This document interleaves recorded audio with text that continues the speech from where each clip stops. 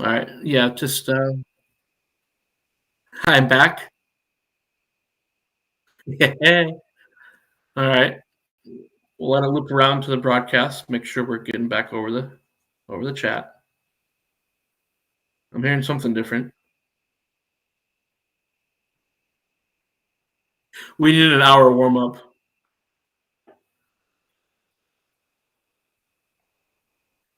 Okay, cool. I think we're good.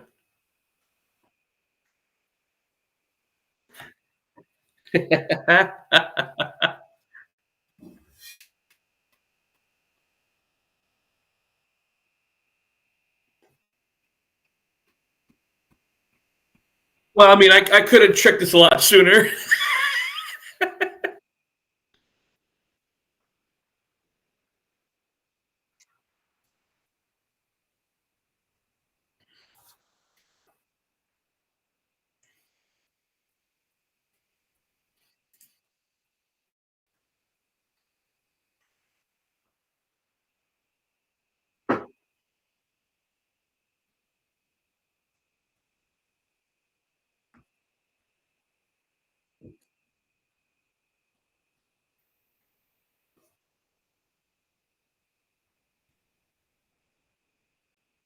Hey, what before you start, I think it's just me as the audio now.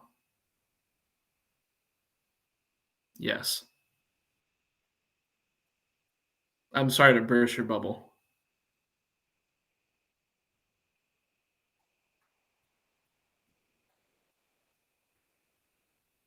Hang on. How about now? All right, we'll let it loop around here so you can kind of intro everything. Sync so you probably won't be able to go back and edit the YouTube live at all. Yep. Definitely will be doing that. I might just do. Oh, you are able to. Yeah, I can't do. Oh, okay. I think we're both live audio now. Goodness. I I'm. think. Now, I don't think I can fix it anymore. I think I'm. If they can hear me. I think I'm tapped if I if I don't get Okay. it now. Yes, I can hear both of us, and I have confirmation from my wife. Fantastic. She was kind enough to help us out there. Much I appreciated. appreciate it. Thank you, Jess. Mind was killing us. They're just the whole team is shooting 55% team. Yeah, that checks out. Oh no.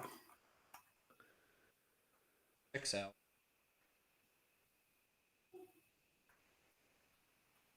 Not playing bad. It's only a 1 point game, so anything can happen. We'll see how it Second goes. second quarter, third quarter. Second quarter, about 5 minutes left. Okay. Anyway, There's hope. there is.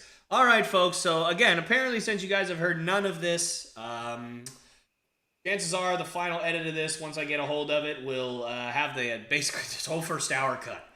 Just all gonna be gone, and we'll start from here.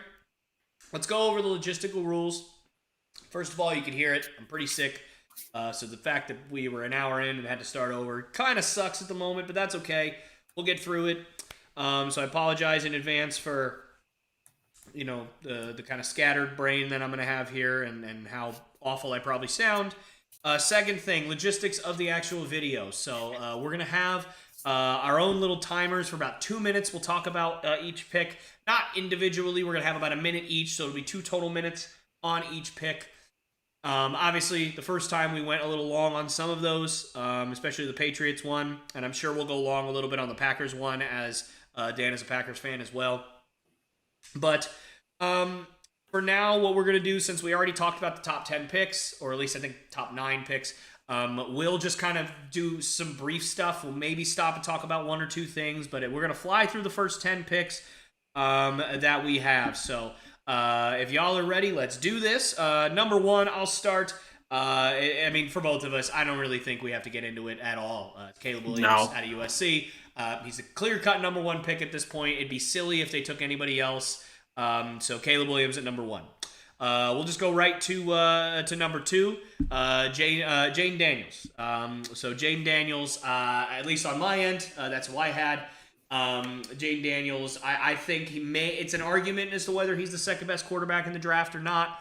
But I think the Commanders believe he's the second best quarterback in the draft, so that's why I have them taking. Dan? Yeah, I'm totally behind Jaden Daniels as the second best quarterback in this draft. I think there's a clear drop off from him to Drake. I don't quite like some of the accuracy and some other things from Drake. Washington hasn't really tipped their hand one way or the other on this Drake pick or on Jaden pick. I honestly like Jaden just a little better than Caleb. Honestly, I think this is more because he has the experience there. I kind of like Jaden for Chicago, but I get them why they would go Caleb because Caleb does kind of fit that prototype model for your prototypical stand-up quarterback. And if they wanted a quarterback that was mobile, they had just kept Justin Fields. Caleb, Jaden, are both far as 1-2. No surprise at all. I'd be a little surprised if Washington went Drake because I think Jaden can provide a little bit more of a playmaking ability when things break down, in my opinion. Fair enough. All right. Number 3. We went in different directions here. So Dan, if you want to start that, you can say your piece and I'll say mine. Sure. Yeah. No. I'm going Marvin Harrison Jr. here. We talked about not doing any trades for our mark. And I think this could be the first trade spot if the trade does happen tomorrow night in the first round. I always think we get a lot of hype for trades, and not all of them always pan out. But a lot of people are trying to move up for quarterbacks this year, and I think again after Jaden a little overhyped. I hope we don't see quarterbacks 1, 2, 3, 4. Honestly, personally, will it happen? Seems like it. I hope it doesn't. But I'm going Marvin Harrison Jr. here. To me, I'd rather see a generational talent at receiver in New England over probably a pretty decent quarterback in Drake May. My fear is that you could go down the road. They just went down with Mac Jones. I think he is a little better prospect than Mac Jones. We talked about that before. And I definitely want to hear what your thoughts are there between the two. But to me, I'd rather, that tier of generational wide receiver is just a little bit above, hey, we have a pretty good quarterback prospect here. I'd rather see the Patriots wait out for a quarterback like Michael Penix, honestly, I think would do well. Even Bo Nix, but Penix, I think, would be a little more of that stand-up quarterback that New England could use. So try to hold out for him in the second round, or even trade back up late into the first round if you have a willing partner. Yeah, fair enough. And I wouldn't be mad at that at all. I love Marvin Harrison. I'm an Ohio State fan myself, so obviously for me, I would be very, very happy if if we ended up with Marvin Harrison and we took a quarterback later. I just think you got to take a quarterback at some point for sure. I had Drake May going here at 3. I honestly think that he is the perfect fit in New England. I think he's got crazy arm talent. I think, sure, there's maybe some accuracy issues that I worry about a little bit. But at the same time, for me, I think it doesn't matter. I think that in most other draft classes, Drake May is probably your top quarterback. Obviously, with Caleb Williams, Jaden Daniels, you got 2 very special talents at this point. But Drake May, to me, is at number 3. I think if he's there, you got to take him because there's a real good argument that he's the number 2 quarterback in this draft. In a lot of people's eyes, he is. A lot of people's eyes, he isn't, of course. But irregardless, I think they're going Drake May at 3. And then for me, number 4 is who you had at number 3, Marvin Harrison Jr. I think if he gets to 4, the Cardinals aren't trading out. They're not doing anything. I think they got to take him. He's the best wide receiver prospect I've seen in the last handful of years. He's fantastic, and I think that he's going to develop into one of the, if not the very best wide receiver in the NFL after a couple of years. So I think you got to take him. Kyler Murray needs some weapons. I don't think you're going quarterback here if you're the Cardinals. I think that'd be a little silly, especially if they go QB 1, 2, 3. Arizona, Martin Harrison. Yeah, and the Patriots too. I did want to mention as well too the new coaching staff there. No Belichick. I don't know if that hindered the development of Mac Jones. Again, May, I think, is going to be a better prospect than Jones. So, I mean, I can definitely see May going there. And, we're not doing trades, but, I mean, that could be that first linchpin of trades there. So Arizona missing on Marvin Harrison Jr. on my board, but I think receiver 1B right there, Malik Neighbors. I don't think they really miss a beat. I think the really big difference between those two is how they're going to be used. And obviously Neighbors is not a, bloodline talent, throw a little wrestling in there in a sense, but he's not a bloodline talent like Marvin Harrison Jr. is. Harrison, I think, he's better than his daddy. Yeah, and I mean, and if he is, that's wonderful too. Marvin had, Senior had Peyton Manning throwing to him, so hopefully Harrison gets whether it's Kyler thrown to him or whoever throws to him in New England. If he ends up in New England, hopefully there's a good quarterback receiver pairing there as well for him that his dad got to experience. But yeah, no, Arizona, I think Malik Neighbors, he can be a great threat. He was a big weapon in LSU. Wide receiver 1B again for me. That's probably the biggest need for Arizona right now. Their defense isn't half bad. And they just don't have playmakers. Like you said, Kyler needs someone to throw to. So Malik Neighbors for me. Yeah, and again, wouldn't hate that if the board fell that way for them. Malik Neighbors is great. I'm just going to put the cart ahead of the horse here, Dan. We both had the same pick here, which is interesting. We did. Considering how different, obviously, our draft had been for 3 and 4. We both had Joe Alt going at 5, which is not a popular consensus pick. So it's interesting that we both had that. I don't want to spend too long on this, obviously, since we already dove into it earlier that nobody heard. But, what was your reasoning behind taking Joe Alt here? I think there's, you have depth at receiver here. I don't think the Chargers have to go receiver here. Obviously, the two crew receivers they have in Quinton and now the other guy name escapes me. That's going to bug me now. Josh Palmer, I believe. Johnson and Palmer. They aren't exactly the best receivers out there for him. But still, your thunder from earlier. We know what that offense is going to do under Jim Harbaugh. They just picked up Gus Edwards a few months ago at the beginning of free agency. And J.K. Dobbins, one of Edwards' backups in Baltimore, is now in Los Angeles as well. So John was like, here you go, bro. Here you go. Here's a couple running backs that I don't like. Here you go. You can have them. I got Derrick Henry now, buddy. You can have these two guys. That's right. So, get a lineman. Alt is a left tackle. I think he can play right tackle. If you're going on the ball, you need a good offensive line. You need tackle that can just pancake ball over people, just play some smash mouth stuff that we expect Jim Harbaugh to do. Yeah, and it's a similar idea for me. And again, apologies for the coughing and the sneezing and everything, guys. I'm sick, as I said at the top of this, so hopefully you guys can struggle through it just like I'm struggling through it. But Jim Harbaugh is going to run the football. I almost said Romeo Crennel. That is not the guy. Greg Roman is going to run the football. That's what he's known for. And so I think, Justin Herbert, you better get those curls in, buddy, because you're going to be doing a whole lot of this right here all season long. It's going to be this right here. You're going to have to learn to just hand the ball off or maybe some shoulder strength because you got to hold it out straight, whatever it is. You're going to be work on the pitch. All year. Yep, right little there. remember the Nice Titans pitches. And working on that pitch all the time. Yep. Yeah, and I think it's a waste. I think that if you got a franchise QB, you wanna utilize him to the best of his ability, but doesn't seem like what they're going to be doing. And so if that's the way it's going to go, then guess what? Take a tackle and just ram the football down people's throats, and then you could just go from there. So I think Joe Alt, if that's the way things are going, which it seems to be, then Joe Alt's the perfect pick for them at 5 if that's the philosophy. Number 6 on my draft board, Malik Neighbors is still available, so I have him going to the Giants here.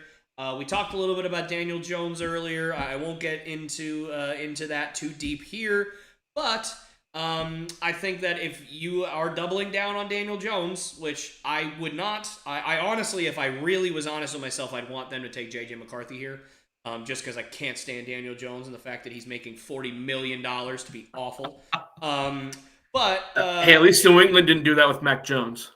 no, at least we got rid of him, and we actually had some brains in our head when we figured out our quarterback was terrible. They gave him $160 million when they found out he was horrible.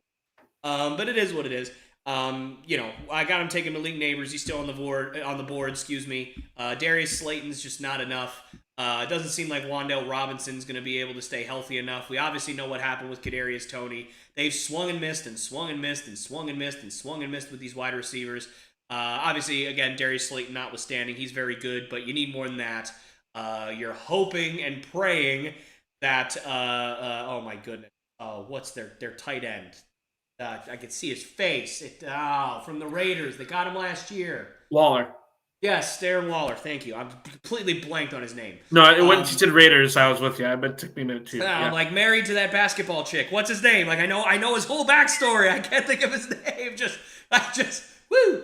Anyway, Darren Waller. You're hoping to God that he's not going to retire. There's rumors of that going around this year. But regardless, I think Malik Neighbors, if he's there, you should take him at 6. Who did you have them taking at 6? At 6, I'm going another offensive lineman, Olu Fashanu. I'm probably butchering the last name there. I'm going to do that a lot. No, you got it, Olu Fashanu, yeah. Okay. Or Fashanu. I've heard Fashanu. I say Fashanu. Fashanu. To me, same vein as the Patriots, I think a quarterback should reach here. You have Daniel Jones, not the best quarterback in the world. Might be a few worse than him, not many. I can think of maybe the starter for the Vegas, whoever that is right now. But again, bottom tier. But you made your bed. You're gonna have to lie with Daniel Jones for a couple more years. You didn't want to bring back Barkley, so that's just gonna put more pressure on Jones. So to me, it's like might as well try to protect the investment in a sense. So that's why I'm going with another tackle, Fashanu, and that's I'd be shocked if they took a quarterback, but at the same time, it's like maybe that's a very Giants thing to do because they don't like Jones, so they're just paying him to be a backup, I guess. They've done it before. They've taken a quarterback at 6 when they shouldn't have. Daniel Jones. History does repeat itself. Sorry about that. No, it's okay. Get that out. It's okay. Fashion you. Let's move on to number 7 too. If you're fine with that, I'm going to keep going with offensive tackles, offensive linemen. Talise Fuaga from Oregon State. If I think I have that school right. Fuaga from Oregon State. I'm looking at that as Tennessee could go receiver, but Will Levis is definitely the quarterback of the future, or the present and the future. Right now for Tennessee, you swapped out Derrick Henry, slight downgrade in Tony Pollard. So again, kind of like we were talking with the Chargers, I'm definitely going with, get some linemen that can move around, get that line younger, quicker. Fuaga can probably do a couple different things for you. I can see a receiver here if, because Romadunze is still available, but I think Tennessee's actually going to go offensive lineman. A little more old school mentality seems to kind of be there, though they are changing their coaching staff right now. So who knows? Yeah, who knows? Fair enough. And I had Roma Dunze here. I know you mentioned him as an option. I just think that I could have gone Olafashanu. I thought about it. I could have gone J.C. Latham. Thought about it. Could have gone Fuaga, Talise Fuaga as well. Thought about it, but ended up going with Roma Dunze just because I think that you can't rely on DeAndre Hopkins to be a number 1 option forever. You brought him in on just a barely anything contract, and so you're kind of just taking a shot, and you got really, quite frankly, lucky that he was as good as he was last year. With all the quarterback turnover that they had, with obviously some of Ryan Tannehill and some of Will Levis, and some of, I just keep thinking Malik Neighbors. What is his name? Malik something. Are you... I'm sick, guys. My brain is not... Who are you trying to recall again? The other QB that they drafted a couple of years ago. The other young kid that they started a couple of games. What's his name? Malik Willis. Willis. Good yes. flipping Lord. I'm so sorry, guys. I'm normally a lot more on point right now, but I'm struggling. So, Malik Willis, with all that turnover, I'm surprised that Hopkins was as effective as he was. At this point, Traylon Burks is useless. He drops the ball like I don't know, like the Warriors did in the play-in or something. That's a terrible joke. But point being, he's not reliable. So I think you need to get more reliable weapons for your young QB out there. I think your offensive line is good enough for now. And I just think that he'd be a good fit over there. He's a lot like Mike Williams. So you'd have two real big targets that your young QB could just throw the ball up to. And you got two guys that are going to be able to go and get it for him. I think Rome Odunze is the pick. Now, again, another short one. We agreed on this pick. Yep. Dallas Turner, I think, to me, it's outside of Caleb Williams at 1, it's the easiest pick of the draft for me. Or at least the first round. So, if he's still on the board, that's where they're going. He's the best edge rusher in the draft, in my opinion. And so, he's just a guy that's got all the tools. And the Falcons, they don't really need to draft anybody on offense. Their offensive line is pretty good in certain areas, and maybe you can improve on your interior, but you're not going to take an interior offensive lineman at 8, obviously, unless you're the Patriots. They like doing that sort of. But you don't need a running back. You don't need any wide receivers. You don't need a tight end. So your playmakers. You don't really need DBs. You've got some good DBs. There's no real safeties on the board at this point, but you got Jesse Bates, so you don't really need a safety. What do you need? You need linebackers. You need edge rushers. Linebacker, this would be pretty darn high to take a linebacker, so I'm going Dallas Turner. That's why he's mocked to go here pretty quick, and obviously you had the same thing, so you're probably leaning a little bit towards that kind of thing as well. And I believe this is the last pick that we had before we realized all of the audio issues that were going on. So I'll have you start this one, Dan. Dan, who'd you have the Bears taking at 9? This is different before the Fields trade, because obviously the Fields trade was, sure number 1 pick for Caleb Williams. If they still had Fields, they're going receiver at 1, and they're getting, they're going tackle here, offensive lineman here, I think, at number 9. But since they have Caleb Williams, they signed Keenan Allen in free agency. They got DJ Moore from last year. Let's add to that offense. You have 2 high-powered offenses in that NFC North already with Detroit, with Green Bay. Detroit a little more proven. Green Bay has a ton of potential there. I don't want, I'm, rose-colored glasses here with Green Bay's offense, but, I think, the potential is so there for them. Chicago, I think, needs to throw in the ring with them. You're not going to have – it's going to be hard to build a defense in the first round to match that, so might as well try to add offensive firepower to make these some shootouts. Chicago hasn't won a game against Green Bay in a long time. Rome Odunze is my pick and could be that threat to really spread out defenses, especially against Green Bay. I thought about Brock Bowers here because, again, another big target, offensive target. Offense, I think is the way to go here. I know some people are talking about tackle here too, and it's not a bad pick.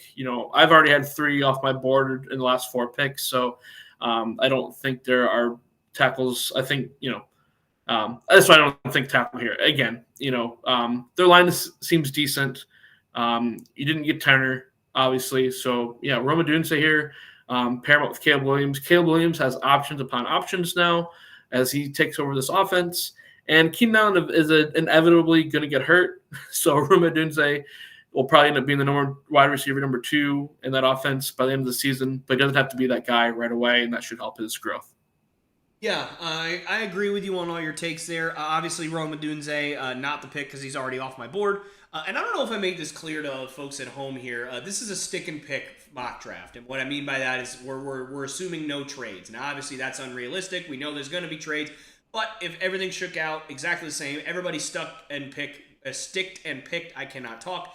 Where they're at, this is the way it would shake out. So, guys are going to be trading up and trading back, and the Bears. If the board shakes out the way I have it, I wouldn't be shocked if they traded back. I really wouldn't, because especially if it shook out the way you had it, because maybe they don't want a third wide receiver, and maybe they don't like Brock Bowers enough to draft a tight end in the top 10, and so maybe they trade back with the Colts or with the Raiders or with the Saints or somebody that's going to move back a few spots, and then you can take maybe a J.C. Latham or somebody like that to help out your offensive line or somebody like that. But we're sticking and picking here, and this is going to be a bit of a controversial pick here.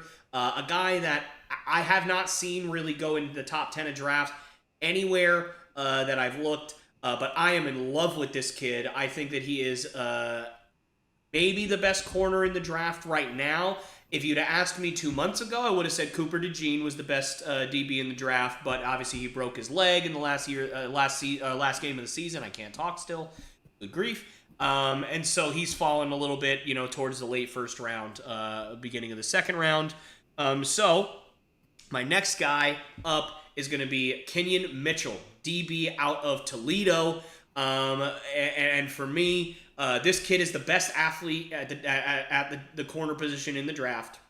He ran a 4.340 or a 4.3340, I think it was. He tested brilliantly. He had the #1 athletic rating in the combine for all DBs. And he is a guy I think he's 6'1", about 195 or 6 foot 195. So he's got ideal, perfect size to be able to play inside, to be able to play outside. He's fast, he can keep up with everybody, and he's big enough to be able to deal with your bigger receivers. And so I think that he's got the potential to be an absolute #1 lockdown corner. And I cannot remember the last time the Chicago Bears had a lockdown #1 corner. And in the division that they're in, they need one badly. Yeah. No, honestly, I they've always been known for their linebacker core, not necessarily for their secondary. Adrian Amos is mainly a safety. Yeah, so I mean, a lockdown quarterback has never been a thing. The only guy that I can think of that was really good out there was Prince Amukamara, and even he was he that phenomenal? Like, is he like multiple time Pro Bowler, like 5, 6, 7 time Pro Bowler? No, he's not. He might have made a Pro Bowl or 2, but that's really it. And so I think Kenyon Mitchell, you need to start rebuilding your defense. You already have enough weapons. Obviously, Keenan Allen can't be trusted to stay healthy all season, but the receiver class this year is deep. You could take receivers, down the board if you feel that you need to. So that's who I have at number 9. And then Kenyon Mitchell too. That's a name that I had to kind of familiarize myself with the last couple of days a little bit, because I was like, who is this guy? And one thing I came across from PFF, they love their advanced metrics. We love our advanced metrics, you and I, especially for basketball. He hit top of category for a lot of stuff for them. And they're like, it's a 2-year sample size for them. So, I mean, he is young, but at the same time,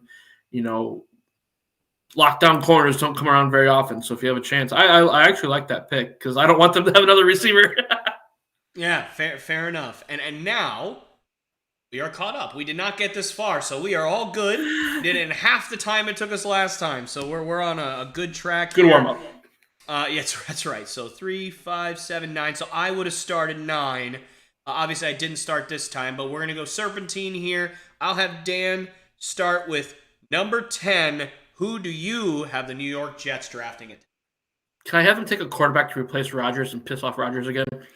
I mean, you can. You absolutely can. You could pull a Green Bay Packers on the on Aaron Rodgers again and have them draft a QB in the first round. Sounds great. That'd be wonderful. No, I have, unfortunately, I don't, and I shouldn't say unfortunately. Like, I guess I kind of hope Rodgers still does well there, but he's not in Green Bay anymore. So, I had them taking Brock Bowers. Rodgers used to not great offensive lines because Green Bay didn't give him a lot of good offensive lines out of Bakhtiari for the longest time. So I don't think the New York Jets are going to really help him out either. He's used to it. Though he could probably really use it. You probably could really use a J.C. Latham here. But I mean, they need target. He needs guys to throw to. Outside of Garrett Wilson, there's not much there. So Brock Bowers, I think, is an easier pick there. I'm starting to see some more mocks kind of lean that way too. That's kind of part of the reason I went there.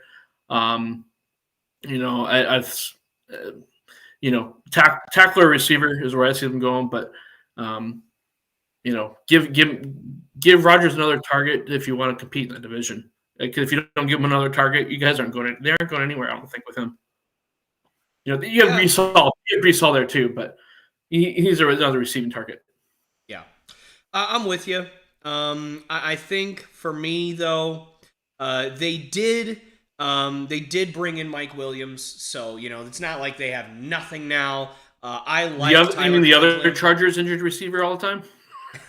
Well, he's been a little healthier than Keenan Allen. Keenan Allen's missed, played like 9 games a year every year, it feels like. Or at least Mike Williams has had a couple of years where he's played, 13, 14, I'm looking him up 15 now. But as you talk, I'm going to look him up. But go ahead. But no, I agree. I think it's going to be tough. But you still have Alan Lazard. You still have Xavier Gibson. So it's not like you don't have nothing. So I think that Brock Bowers is certainly an option. But I like Tyler Conklin. I'm going to stick with what they have there, and I'm going to go Olufushanu at 10. Okay. I think that you need to continue to build up that offensive line. I know you've got some decent pieces. Obviously, you're looking at Elijah Vera Tucker. You're looking at Morgan Moses, who they just traded for this offseason. They signed Tyron Smith.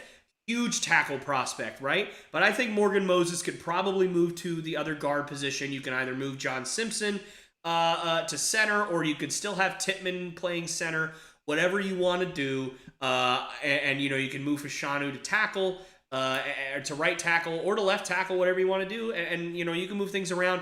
But Aaron Rodgers needs to stay upright. That's the most important thing. It doesn't matter who he's got to throw to. If he's on his butt every 2 seconds, then it's not gonna matter. He's 40 plus years old. We saw last year all it took was one QB hit and hasta la bye-bye for the entire season. Now, I'm not saying that he's that fragile all the time. Of course he's not. But the point is that you never know. And you need to protect your quarterback. And I think that they got to continue to invest in that offensive line, especially because I don't think Morgan Moses is on a long-term contract either. So you're going to want to have his replacement on the roster. And again, you can take more weapons down the board. So for me, I think Olufushanu. Well, they don't have their second-round pick. Green Bay has that. There you go. All right. That was supposed to be a first-round pick. Well, it didn't happen. I know. It's supposed to be, though. Number 11. Again, we'll do Serpentine, so I will go first. Minnesota Vikings. Again, they're heavily rumored to trade up, right? They have 11 and 23 for a reason. They're wanting to move up, probably into the top 5, at least bare minimum top 6. And so for me, I think that if the board shakes out like this, and you're Minnesota, you're sitting there licking your lips, praying to the Lord, going, I know where you're going. Hallelujah. Like, just don't have to trade up. J.J. McCarthy's the guy you're trading up for in the first place, it seems like. So if he's there at 11, you got to take him. J.J. McCarthy goes to the Vikings at 11. I don't really think I need to go into this much. That's who they're wanting. That's who they're targeting. That's who all the mock drafts have them taking is J.J. McCarthy. You might as well just give him to it. Give him to them at 11 if he is still there. Right. And honestly, I don't get that, if that's the guy they're linked to, and I agree with it. I'm with J.J. McCarthy here too. If that's the guy they're linked to, if you're that afraid of New England taking him over Drake May, which, we both discussed, we think they'll take Drake May over him anyway. Arizona, Chargers, Tennessee, Atlanta, Chicago, Jets, they're not going to take a quarterback. Maybe the Giants take a quarterback. If that's what you're thinking, then trade up with, then I can see a trade up. But, I don't see why there so many mocks have them trading up for J.J. McCarthy when they shouldn't have to at all to trade up to J.J. McCarthy. And then they still get to keep their late first round pick too. Maybe that's why people think they're trying to trade up for him, because they traded up to get that extra first round pick. But they might just want that extra first round pick just so they can protect that offense and make sure they can keep Jefferson happy. That's why I think they're going to take J.J. McCarthy. I think you could go. I think you go defense. I think you could go DB here. I think I think both lines, the trenches, could really need some bolstering on that team. But I think, Sam Darnold is not the guy. We talked about, I think Minnesota's almost more desperate for a quarterback than New England is, honestly. I think I'd rather have Brissett than Darnold. Let's put it that way. Yeah. Both teams need a quarterback, but I'd rather have Brissett over Darnold if I couldn't get a quarterback in the first round. Again, I don't think Minnesota has to trade up for them. Again, the only team I'm worried about there is maybe the Giants, as you kind of discussed. But, yeah, another pick we're in agreement in. All right. So J.J. McCarthy, both of us at 11. Who do you have the Broncos going with at 12? Um, let's see. I want to make sure I get this guy's position right. But this was one of the tougher. Um, this was one of the tougher ones for me to go, and I went with a versatile offensive lineman. Uh, yeah. Troy Fatanu. Fatanu. Um, offensive lineman from Washington. He's listed as both a tackle and interior offensive lineman. I think Denver needs everything. I think Denver is one of those teams that just needs everything. Yeah, they sure do. I don't, I would have put Drake May here, but I mean, this isn't again a great band-aid, but they have Zach Wilson now. Jets traded Zach Wilson to him. I forget what the Broncos gave back for him. Probably not much, at all. But again, probably the best band-aid, but I think that makes him a little less likely to take a quarterback. So it's like, well, let's protect whoever's going to be there, and so again, Denver was one of the hardest ones to pick. So I just landed on Troy. Okay. Yeah, definitely. I think the Broncos are in a weird spot. They do need everything. I had them going Jared Verse, edge out of Florida State. I think that he's one of those guys that is dependable. He's always been productive. He's reliable. He's a guy that you know what you're going to get out of. I think for Sean Payton and the Broncos, you just need more of those guys on both sides of the ball. So I think if he's still there, I think it's more of a safe pick where he's going to be reasonably productive, kind of like what George Karlaftis was to the Chiefs a few years ago when they drafted him. A guy that's not going to get you 20 sacks, but he'll get you 9, maybe 12 and 13. He'll pressure the quarterback. He'll stick to his assignment. He knows what he's doing. He's a productive player. He reminds me a lot of him. Obviously a little bit different athletically than George Karlaftis was, but at the same time, it's kind of that mold of a guy that's going to be dependable, and a guy that's a pretty good athlete as well. So Jared Verse for me is the pick. Not much else behind that outside of I just think that he's dependable, and I think that he's a guy that could thrive in Denver in that defensive scheme out there. You need playmakers somewhere in that team. So sure. I like that pick actually. I wish I would have thought of that. Fair enough. Well, I appreciate that. Raiders at 13. I think, again, this is one of those that, oftentimes when you are trying to draft somebody, when you're going through the first round of the draft, then if you're in the middle spots, sometimes you just got to take the best player. Sometimes you just got to have a guy that you're looking at and you're like, I'm not sure if we really need this position, but this guy fell to us, and I just want to have him because he's the best player available. And I think clearly at this point, the best player available is Brock Bowers. So that's who I have them going with at 13. Look, I get it. Michael Mayer is there. He had 800-plus yards and I think 9 or 10 touchdowns as a rookie. You just drafted him early. But if Brock Bowers falls to you at 13, it's going to be tough to not take him and not have that two-headed monster at tight end. You're going to have a much different kind of weapon set from everyone else. Devontae Adams and 2 absolute beast tight ends are going to be who you're going to lean on. Plus, you still got Jacoby Myers.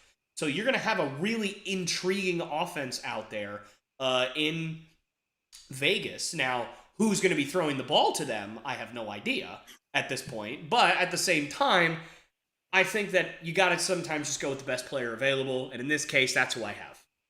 Brock Bowers at 13. Obviously off the board for you, so that wouldn't be something you'd be able to consider. But for me, if he's still there at 13, it's going to be hard for the Raiders to say no.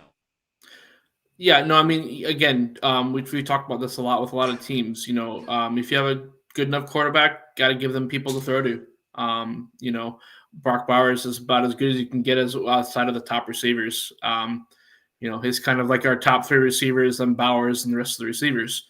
And you can almost say he's probably a receiver himself the way he can kind of run some routes. I'm actually going a quarterback route here.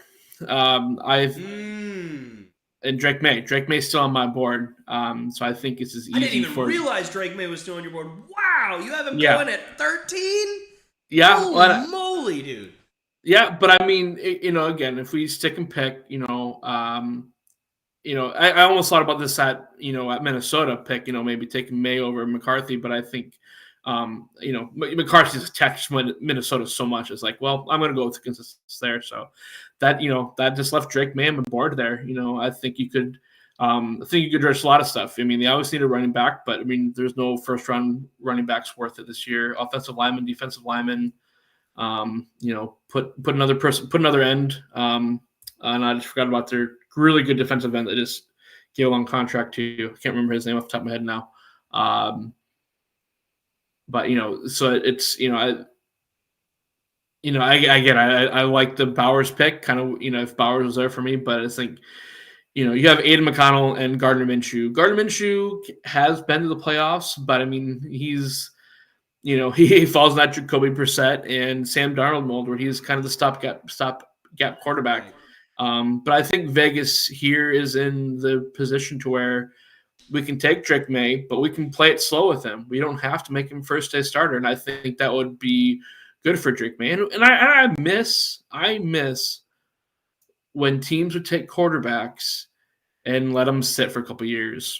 Green Bay's done that. Other teams have done in the past. I think this put a lot of pressure on a lot of young quarterbacks that didn't get that time to sit, that could have used it and probably been better, had better careers. And I think Vegas gets that luxury here to where Gardner, hey, go give us 6-8 games. If Drake starts progressing well, put Drake in. I don't think the Raiders are going to be really in playoff contention. Maybe a wild card.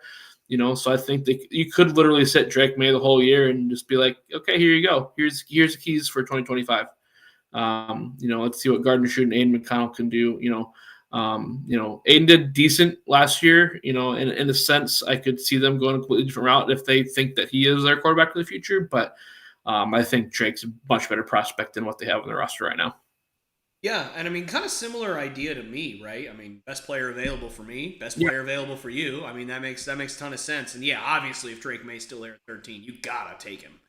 Yeah, Raiders for sure. So that makes and to me, I think we always see quarterbacks get hyped up, and one always falls. And I think Drake May just fits that profile perfect. I know I'm not the biggest fan of him, but I'm not in the sense I'm not the biggest fan of him going a top 5 pick. I think this is that's perfect situation, an almost perfect situation for him for his early career. I'm just shocked that I mean, again, I didn't even realize that he was still. I'm shocked you still went McCarthy getting drafted before Drake May at 11. Yeah, well, like I said, I mean, I felt the consensus there with Minnesota, and I mean, I think you need that playmaking ability. I think for there, you're going to have a lot of defensive lines chasing that quarterback around in that division. I think McCarthy provides a little bit more of a mobility there too for Minnesota than Drake May would have. Fair enough. All right, well, who do you got going at 14 to the Saints? 14 for the Saints. You got to protect quarterback. Yep. And J.C. Latham is still there for me. I think this is one of the worst offensive lines in the league last year. If I remember from stuff I was kind of looking up earlier, you got to protect him. Carr is a good quarterback. I think he gets a bad rap, kind of like Dak even does. They get bad rap, but they're good quarterbacks. They know how to get it done, and if you can protect them a little bit more, you can. I mean, I think this team could go receiver. I think you get some defensive playmakers, Jared Verse, stuff like that. But I think games are won in the trenches, and I don't think New Orleans can pass up a J.C. Latham, and they can worry about receivers and defense the rest of the draft. Yeah, I actually completely agree with everything you just said. I also have J.C. Latham at 14. I think at this point in the in my mock, he's the best tackle available. Ryan Ramczyk. He's been in and out of the lineup with injuries at the right tackle position, and Trevor Penning just has not really worked out for you, which is crazy because I thought he was going to be fantastic. I love Trevor Penning but yeah, I think you got to go J.C. Latham here. Show up the offensive line. Trevor Penning either can move to a swing role or he can move to guard or whatever you want to do. Or obviously, Latham or Penning can move over to right tackle if Ryan Ramczyk is not healthy for a week or two or whatever it is. So yeah, J.C. Latham for sure. I mean, I second everything you just said. That's exactly how I feel. You got to protect your QB. Um, Derek Carr needs all the help he can. Yeah. At number 15, the Indianapolis Colts. I actually, again, it's one of those where they're sitting there thinking, "Gosh darn it! I wish that Brock Bowers would have fallen to us just a couple more Ooh, spots because they would have that'd been loved him at nice. 15." Absolutely, but unfortunately, not the case. So I have them going Terry and Arnold. I love Nate Wiggins. I think that he's slightly. I have him graded slightly higher than Terry and Arnold, just personally speaking. But that may just be I'm from South Carolina right now, and he's a Clemson kid, and so maybe that's just people hyping him up in the office or whatever. But for me, I think Probably. that Arnold just kind of fits that system in Indy a little bit better. And so for me, I got Terry and Arnold going at 15 to the Colts. What say you? I was really going back and forth on defensive backs and receivers here. I haven't taken the defensive back off my board. Terrian or Kenyon Mitchell, I think would be great fits on my boards. Both are on my board still.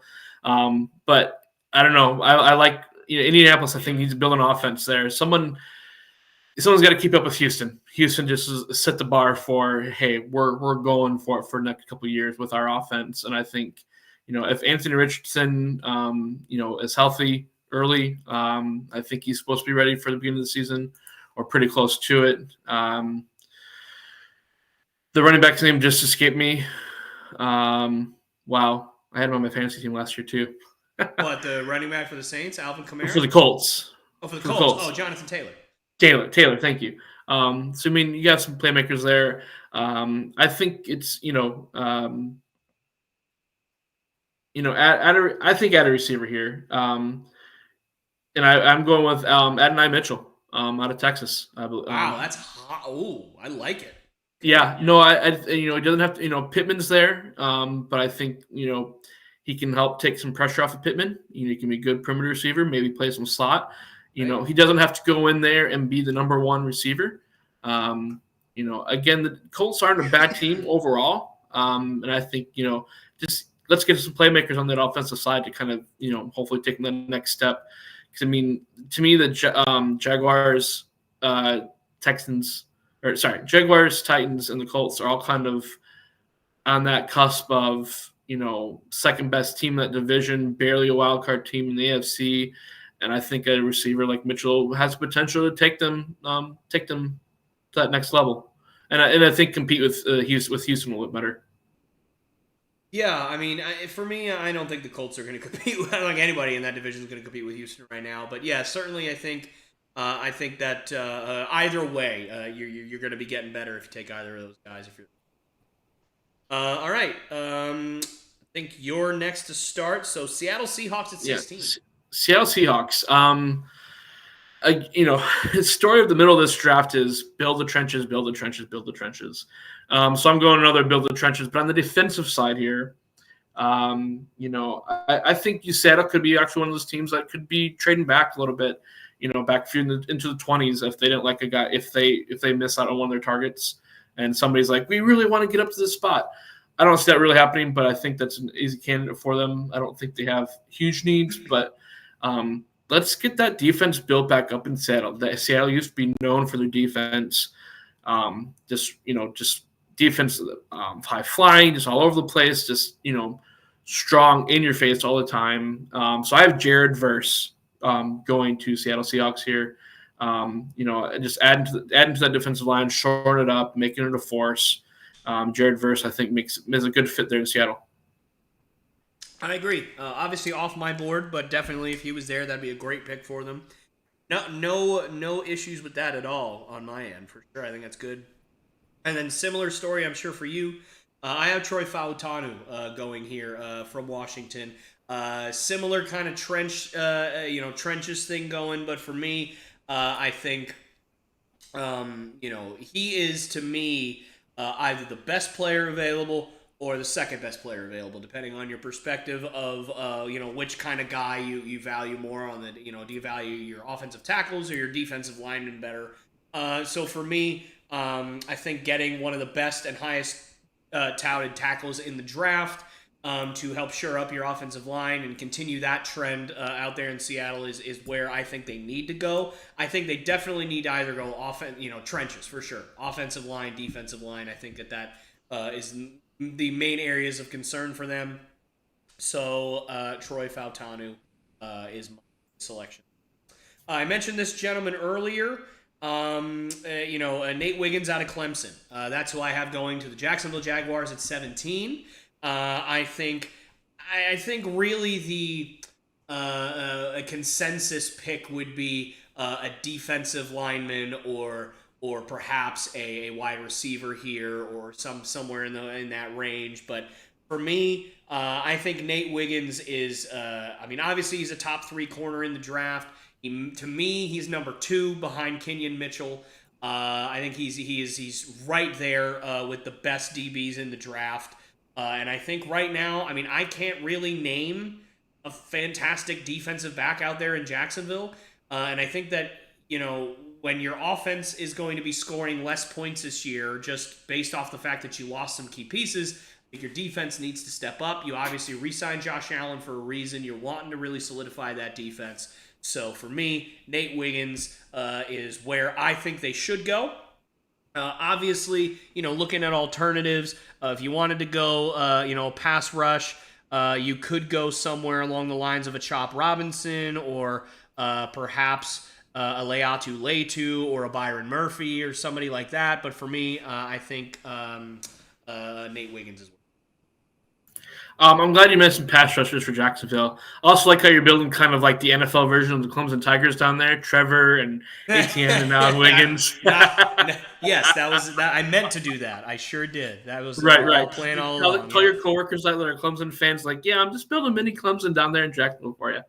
I'm going Leatu Latu as a pass rusher there. I thought about Jared Verse, but since I put Jared up in Seattle, I think he was kind of, those are pretty similar guys to me again.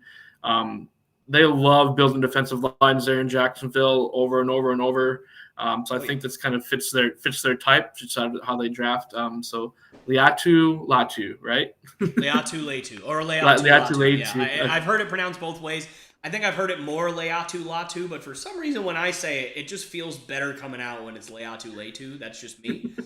So I'll be the idiot and say that it's Leatu Latu. For me. Yeah, no, that's fine. I'm hoping we're getting a lot of these names right because they're not some of the easiest names. So especially and some of the names are like so similar. I'm looking at some of these names. I'm like, wait, no, I just put them. No, that's what I got confused there for a little bit with all the tackles and linemen I went there on the offensive side. I'm like, did I repeat someone by accident? But keeping with the defensive theme here. Hang on a second, Dan. You just started cutting out really, really bad. It's been great up until this point, but just suddenly, like halfway through that statement, you started really getting to where I couldn't even understand barely a word you were saying. So I just wanted to give you a warning. That's fine. I was probably talking too fast here. I can slow it down and see if that's better. Is that any better on your end? It is a little better. It's still cutting out. I don't know. It could be me on my end. I'm not sure. Well, we'll proceed and see what happens here. That's better. That was perfect right there. Cool. So we're going to Cincinnati now, right? Yes, Cincinnati at 18, and you are up. I'm staying with the defensive theme here. I'm going with Byron Murphy. They I thought I had his name written down. They lost a defensive lineman in free agency, and I wish I had it literally right in front of me. I thought I wrote it down, but DJ Reader. That's what they lost. Yeah, DJ Reader. They did lose him. So so I'm like, let's replace him. Let's replace him in the draft. Keep the defensive team here. Byron Murphy there. You have a good offense. When Burrow gets back, you have a really good offense. I don't think you really need to add much there. T. Higgins seems to be a lot of popular guy that people want, and he seems to be one on Cincinnati. But I think even if you lose him, you still got a good offense there. Let's get that pass rush. You got to get some guys after Lamar Jackson somehow. Baltimore's a class out division. So get a guy that can get after Jackson. Byron Murphy. Sorry. Yeah. No, great pick. I think it makes sense, especially with Trey Hendrickson asking for a trade today as well. He's really their only good pass rusher that they have at the moment. So I think that that's definitely a good pick. I went a different direction. Listen, we all know that Joe Burrow went to LSU. We all know that Jamar Chase went to LSU. We all know that they're just going to want to bring all the LSU folks. So while Jacksonville is the pro version of Clemson, we're going to put Cincinnati as a pro version of LSU. Exactly. Cool. Let's do it. So I'm going to stick with that theme, and I am going to have the Cincinnati Bengals selecting LSU wide receiver Brian Robinson Jr. And at 18. Now look, T. Higgins has officially asked for a trade today. All right. Now obviously I made this list before he asked for that trade. So I'm not going to sit here and pretend that I'm some kind of fortune teller that knew that that was going to happen, although the writing was on the wall, to be fair. So if you're going to lose T. Higgins, you got to replace him with somebody else. And why not bring another LSU guy out there to get another weapon out there for your young stud quarterback that he can throw to, that everybody's going to be buddy-buddy, and they're all going to be from LSU, and it's going to be just a nice, lovely little party that they're going to be throwing out there in Cincinnati. So, yeah. Brian Murphy Jr. Brian Thomas. Brian Robinson Jr. Excuse me. I also Brian Robinson or Brian Thomas? Byron Murphy on my sheet when I was saying that. So I spoke there. I apologize. Brian Robinson Jr. at LSU. Brian Thomas. What was that? Brian Thomas. What did I say?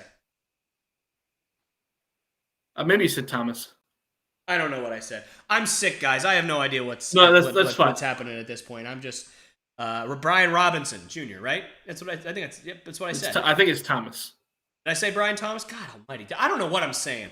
Okay. No, it's Brian Thomas from LSU. Brian Thomas. Why do I have written down Brian Robinson? I mean, I don't know what I was smoking. That's right. It's okay. Okay. Anyway. So moving on to pick number 20. It is the Pittsburgh Steelers. Another team that is very heavily rumored to go offensive line here. Don't forget the Rams. Don't skip the Rams on them now. Oh, I'm sorry. Yes, you're right. It is 19. I've messed you up a lot. Sorry. Dude, it's my fault. I'm just out here going crazy. We're sure having fun. So, and this is one of my favorite picks of the whole thing, and I almost skipped it. What was I doing? Look. All right. Number 19, all right? Who did the Rams lose this offseason? Who was their biggest loss? I know some guy named Aaron Donald. Yeah. Some guy. Like Who in this draft have they said is the next Aaron Donald? Byron Murphy Jr. He is built like Aaron Donald. He plays like Aaron Donald. He's got a similar attitude to Aaron Donald. He's slightly bigger than Aaron Donald. Aaron Donald was 6'1", 285, 287, and Murphy is 6'1", 297. So he's a little bit bigger. But a 3-technique pass rushing defensive tackle is exactly what Aaron Donald is perfect at. And so if he's still there, you basically get your Aaron Donald replacement at number 19, Byron Murphy Jr. If that happens, I would be so happy. I would love that for him. I'd love that for the organization. And I would just hope and pray that the Rams fans and NFL fans at large would not sit there and pour just all of these Aaron Donald-esque expectations on this kid. But at the same time, the comparisons are there for a reason. He's so very similar to Aaron Donald's game. So Byron Murphy Jr. Very nice. Yes. Well, Byron is off my board, but I did still go defense for the Rams here. I'm actually taking my first defensive back in this draft, and I'm going with Kenyon Mitchell. You already kind of talked about him. It's strength of that secondary. That's where I'm looking at that. Kenyon Mitchell, I think, is probably the best cornerback in this draft. So yeah, I'm going with Kenyon Mitchell there. Not really much to be said there.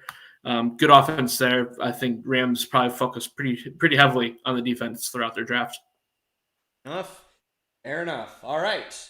Now number 20. Sorry for skipping it earlier. Who do you got Steelers going with at 20? I'm actually I needed to. This was a last minute change for me, so I have to make sure I have his position right there. Um, because so I'm going with Graham Barton. I've seen some places list him as a tackle, some places list him as a interior offensive lineman. So he should be able to kind of do it all for them. Um, I think you have a mobile quarterback, Russell Wilson, or Justin Fields, whoever they kind of go with. It's kind of a quarterback mess there in a sense. Talent's there if they build around them right, but you got rid of their top receiver. That's kind of a mess in Pittsburgh, but they always seem to figure it out. So they know better than I. Pittsburgh is kind of one of those teams where I feel like you know you kind of they can kind of just find the diamonds in the rough there. I have no idea if Graham Martin's even going to be close to that pick for them, but I think that helps off their offensive line, and if he can play all the positions, find that right fit for him, so he can set up the right plays for Wilson or Fields, whomever. Because you're gonna have to build that offensive similar anyway, because you have two similar quarterbacks as far as the running style and everything. Not decent pocket passers, but a running team, very much, Pittsburgh likes to pound it. So, let's get an offensive lineman to help lead that charge. Yeah, fair enough. I like that a lot. All right. So, for me at 20, I have Leatu Latu here. Obviously off your board at this point. But Leatu Latu, I think, and the reason I went with him is you can sincerely make the argument that they don't need pass rush, right? Because obviously you got T.J. Watt, so what else do you need? But if you dive into the advanced numbers, they were bottom 10 in the league in sacks and quarterback pressures, and that's with a fully healthy T.J. Watt for most of the year last. They were not a good pass rushing team by the end. Now at the beginning of the year, they were fantastic, and that's why I think a lot of people aren't looking at them as a team that needs pass rush, but they are. Now, they also need defensive back as well. But for me, most of the best DBs are off the board at this point, other than, your Kool-Aid McKinstry's. I think this is a touch high for him, just in my opinion. So I would rather them go with a good pass rusher that they can put alongside TJ Watt to help, because look, sometimes one of the best ways to help your secondary is to get a better pass rush, because they don't have to sit there and run around for 15 minutes because nobody can get to the quarterback, right? So Leatu Latu, I cannot say his name today, is my pick there out of UCLA for Pittsburgh at 20. Completely understand that if there's any disagreement there. I'm sure that there's other positions that are in need right now for them, but for me, I think that if this is how the board shakes out, Leatu Latu is a good pick. Yeah, no, I think, again, Pittsburgh is one of those teams where I think they're one of the harder teams to kind of peg, where they go, who they could go. They could go offense, a lot of different options for them there. For sure. All right, another one of my favorite picks of the draft. Let me ask you a question, Dan. What are the Dolphins, when it comes to drafting, when it comes to their roster construction, what are they known for more than anything else? Fast players. Fast players. Xavier Worthy out of Texas, the man who broke the combine record for the 40-yard dash, is going to go at number 21 to the Dolphins. Look, I don't think he should go there. I don't. But you're telling me that the Dolphins are going to look at their roster and that guy and not draft him? Are you kidding? They're gonna take him. They're going to be like, have fun covering Tyreek Hill and Jaden Waddle and Xavier Worthy. That's what they're going to do. They're just going to be like, this is 8th grade. We're faster than you. That's just this is where, when you were playing football in the 8th grade, you just wanted to pick the fast kid. That's all. If you had the fast kid, you just chuck the ball up and he'd run it down. It didn't matter. That's what the Dolphins are going to do. They don't care about defense. They don't care about the offensive line. They don't care about their quarterback. They don't care about nothing. They're just saying, all of you run fast, go, fly, woohoo! It's Mario Kart. Just get a shell and start beating people with it.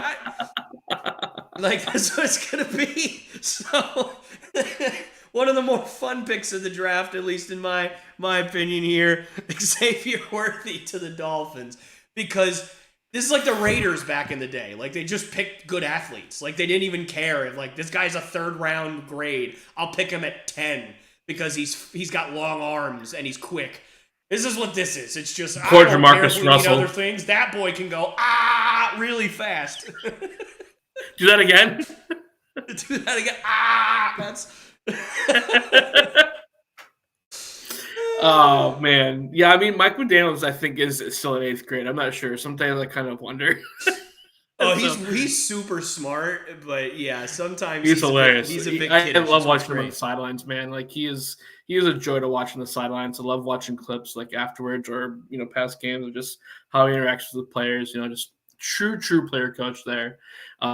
They should care about their quarterback though. They should care about the offensive line though. And they should take Jackson Powers Johnson here, just so they can solidify their line. Powers Johnson can play pretty much everywhere on the line. He can help with the pass. He can help with the run game. You got a couple pretty good running backs back there. Tua he needs to be cared for. He needs to be protected if the Dolphins want to do something. What you said would be so fun to see, just 3 guys just flag down the field, just zooming down the field. Yep. But you got to protect the quarterback so you can actually get it to those guys. So Jackson Powers Johnson there. Yeah. For me, keep in the trenches, kind of the theme here. Fair enough. And you lost Robert Hunt, obviously, in free agency to the Panthers this year. It was one of the best guards in football. So that's fair. You want to replace him? That makes a lot of sense. I just did it for the memes. I mean, I'm just no. I mean, it just seems like a McDaniel, a McDaniel's type of move. I mean, I know he's not the GM, but McDaniel's, I'm sure, is up there. Please give me Xavier. Please. Exactly.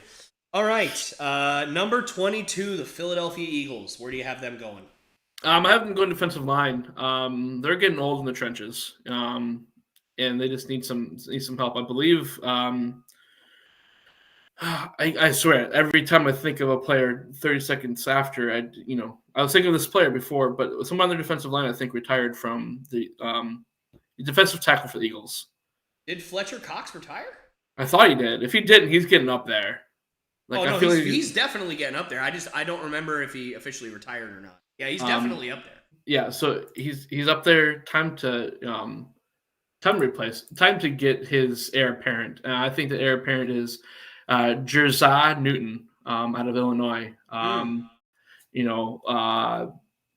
lot of tackles last year for him against. We've talked about stats before. They're not always to tell all, but I mean, he's, I think, the second best interior defensive lineman out there when there isn't a lot. I think that's where they need the help. Again, Philadelphia's got to do a good offense. I could see them going interior offensive line here just because they, got to make some lanes for their new acquisition in Saquon. But I mean, Dallas has a higher powered offense too. Got to get after that quarterback in divisions like that when you play him twice a year. And I think Newton could really help take pressure off of Fletcher Cox there. Yeah, but for me, I think they already have Jordan Davis. They drafted Jalen Carter super high last year. I feel like they're, even without Fletcher Cox, their defensive line is pretty well covered up there. But I do have a similar idea just on the other side of the ball. You lost Jason Kelce. He retired. Yeah. You need the center of the future, and I think that gentleman is going to be none other Jackson Powers Johnson, who obviously had going the pick before. I really thought about Graham Barton here, but for me, I think that he's more of a guard/tackle, not a guard/center. So I think that if you're going to have a guard/center, I think Jackson Powers Johnson is the guy. He's got a fun name, so he's got that going for him. JPJ is a pretty good, nice abbreviated name there. They like the abbreviation names in Philly. He's got some big shoes to fill, literally and figuratively. But I think that he's got the stones to be able to step into those shoes and and do a good job for them. I think you need to continue to solidify that interior. Obviously, you have Jordan Mailata, but you don't have much else at this point now in your interior. So I think getting a interior offensive lineman of that caliber at 22, I think would be really good. And I'll tell you what, man, it was so tempting to take Amarius Mims just because he's from Georgia. I just for the memes again. But your tackles are actually okay. Your tackles are fine. You don't need a tackle, so I went with the smart decision. Don't you take Mims off the board yet? You're not allowed to take him off the board yet. I'm so sorry. I think I know what that means, but that is fine. Spoiler alert. Spoiler alert. Exactly. All right. Number 23, Minnesota Vikings. So obviously, both of our mocks had them going J.J. McCarthy at 11. So what do you need when you get your quarterback of the future? You need to protect him, and you need weapons. And as I've said, the weapons in this draft are deep.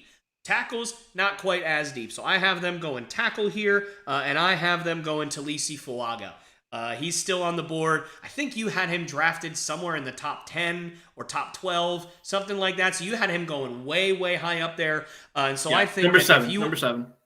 Number 7, right. So I think if you can get him at 23, the Vikings should be pretty happy.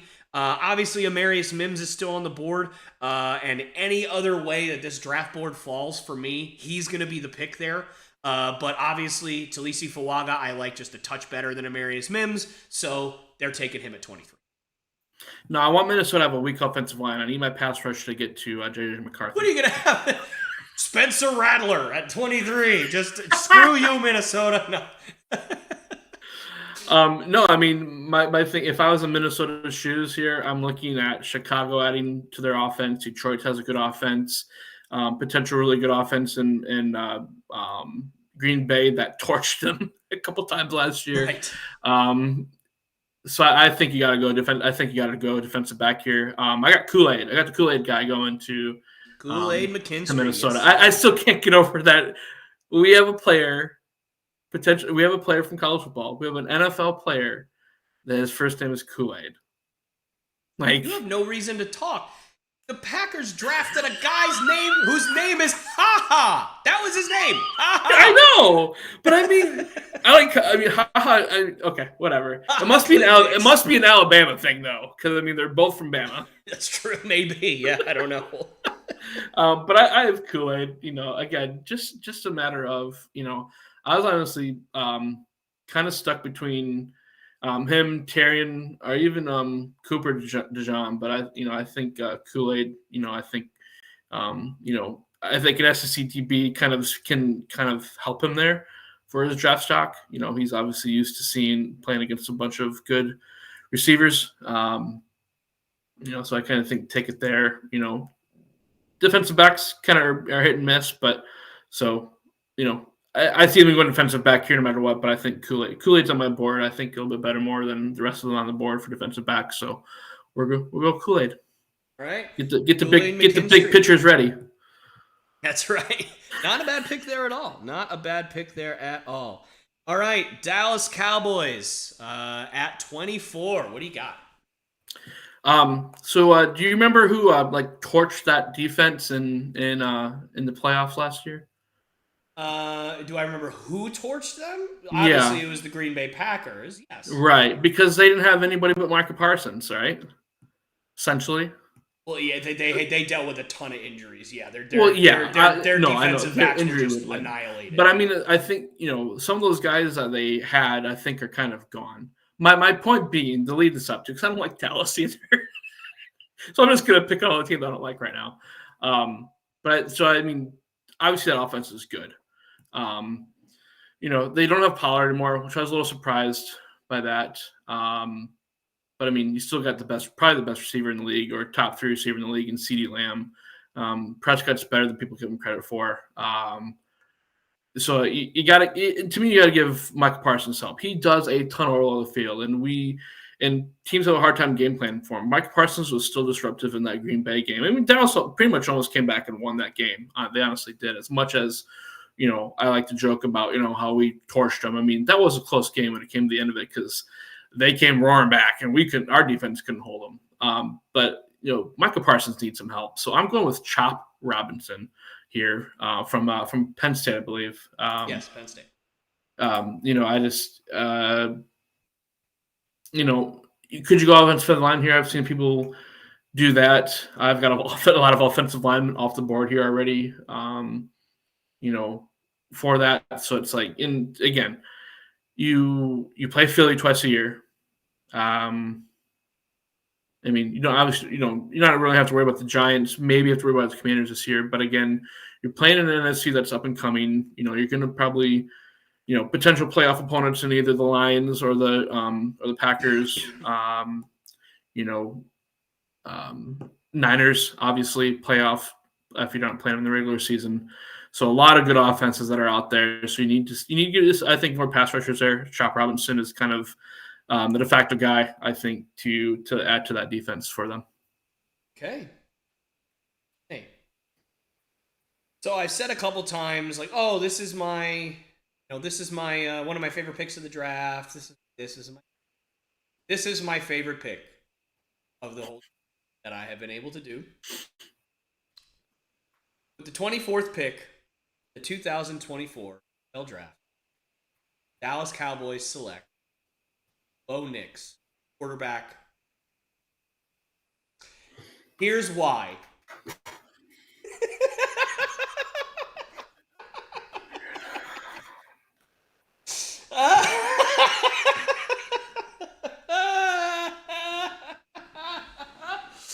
Oh. I'm floored of anybody to take. That's like they need pretty much people everywhere. You went with the quarterback, and they have Dak Prescott. You're darn right I did.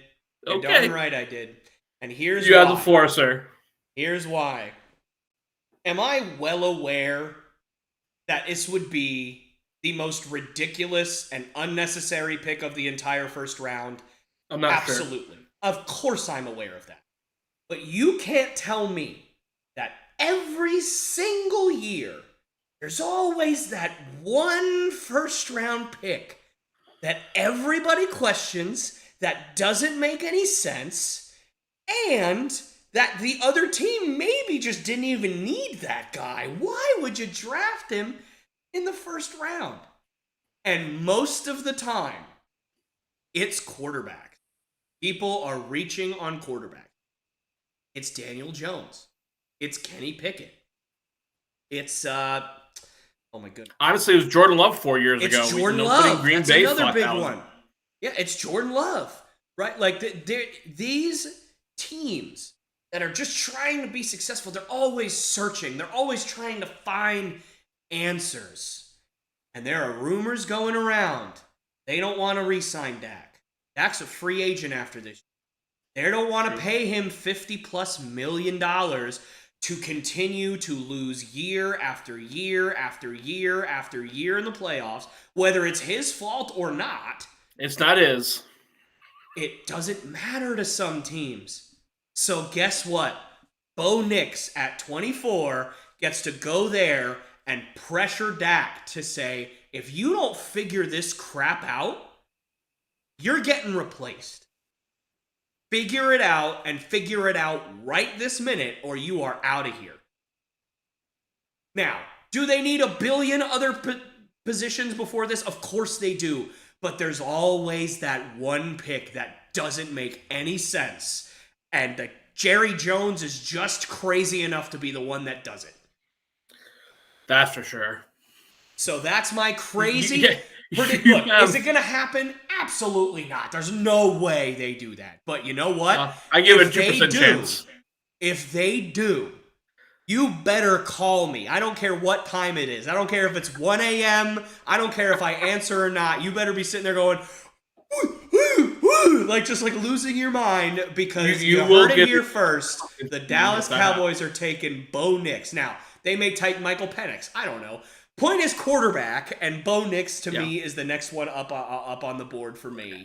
And honestly, I mean, since we're talking about him, because I didn't think we'd actually talk about these two guys much at all. Is there a reason you like Bo over Penix there? I think that he just would fit what the Cowboys want more. I think, quite frankly, if you take Michael Penix, you're taking Dak Prescott. He's very similar in play style to Dak Prescott. He's got a good arm, but not phenomenal. He's got, good accuracy, but not phenomenal. He's a reasonably good athlete, but not phenomenal. So, like, for me, I think he's kind of that like Dak Prescott light, but a lefty. Like, for me, that's kind of what he reminds me of. Like, his game is like Dak Prescott's. And to me, if you're going to be bold and you're Jerry Jones and you're saying Dak Prescott's not working, why would you take Dak Prescott in the draft, essentially? You'd be taking a guy that's very similar to him. Now, you may want that if you're Jerry Jones, I guess, but if you don't want Dak Prescott on your team, why would you draft a guy who's exactly like him? Like, that doesn't make sense. So I think you go a completely different direction. It's like, this guy played Barry. He's not a big. I just think.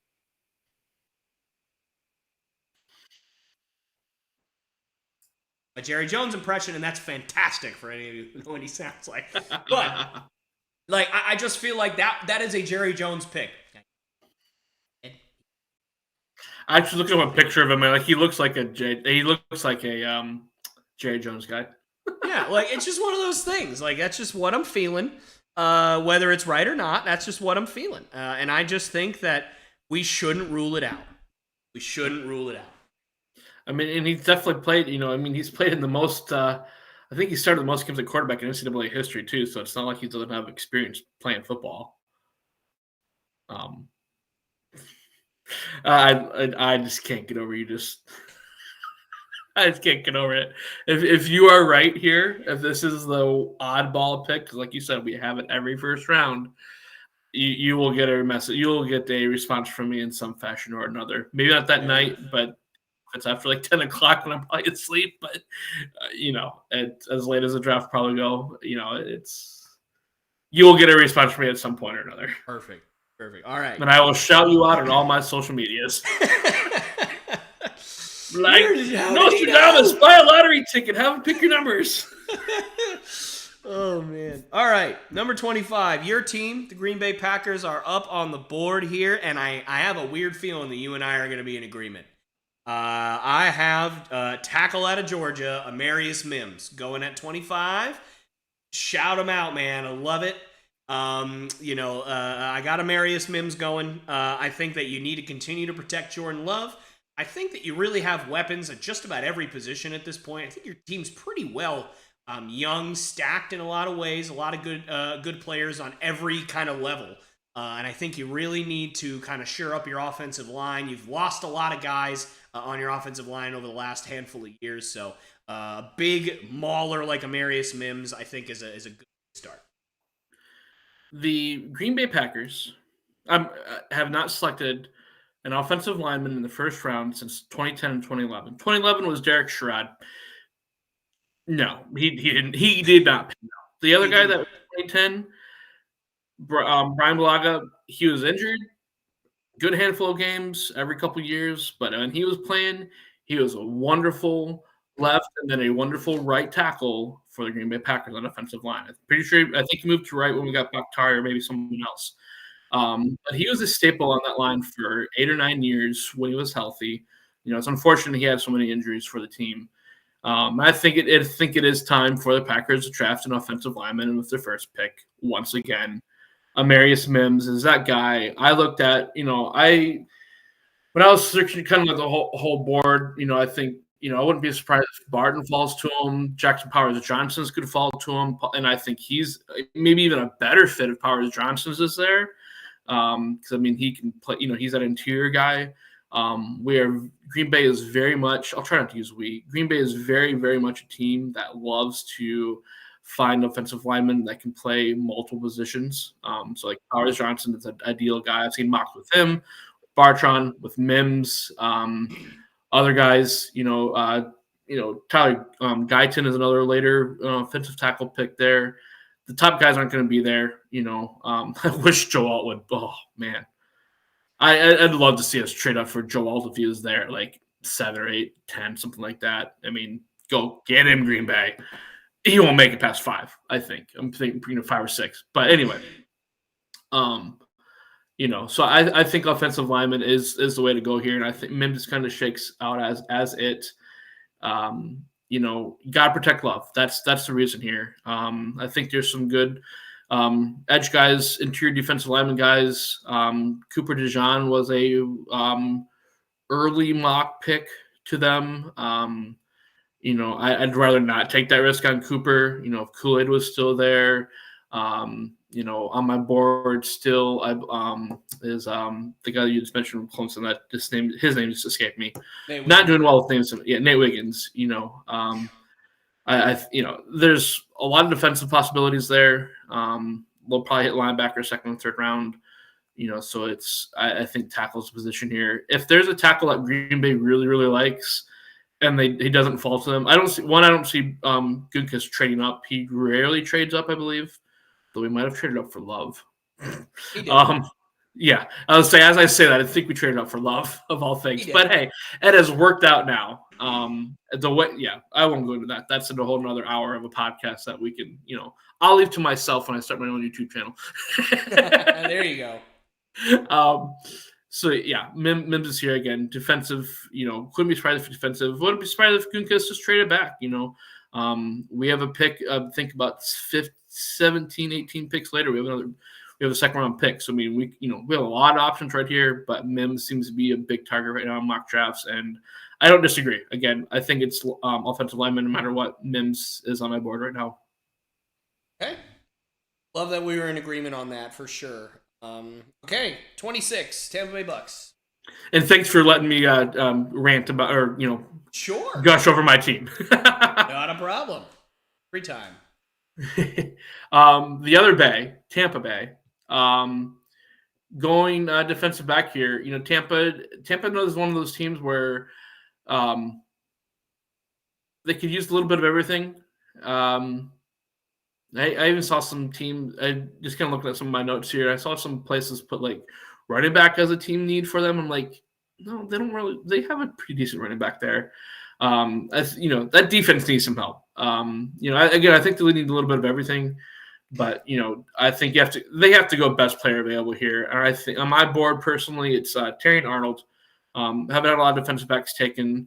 Again, it's you can never have too many defensive backs. Trenches and defensive backs. I mean, to me, you can never draft. You can't draft enough of them. So Terry Arnold, shore up that secondary. The team was pretty good overall 2023. Shore up that secondary. Stop some of these high-powered offenses in the NFC. Sure. Yeah, you lost Carlton Davis as well. If you're the Bucks, so that makes sense. Give him a replacement. I do not have him. Obviously, Terry Arnold's off the board for me. I forget where I had him going. I think but regardless, I have Chop Robinson going here. He's mocked to go there quite a bit. So I feel like that is a real consensus pick. But I feel bad because they do pick a lot of edge rushers. Like it feels like every year, and none of them ever pan out. And so I feel bad. Just keep like spoon feeding them pass rushers, and it just hasn't worked. But I mean, you gotta keep trying until it does work. Like that's the point. So Chop Robinson's still there. I think he's just the biggest fit. You could go Kool-Aid McKinstry in my board. Obviously, he is still on the board for me. But I think Chop Robinson is just a bit of a better fit for what they need right now. Because I think you still have a decent secondary out there, so it's not as pressing of a need as the pass rush. All right, number 27. We're getting close to the end here, folks. Number 27. We mentioned him a few times already. I just mentioned him. Kool-Aid McKinstry out of Alabama.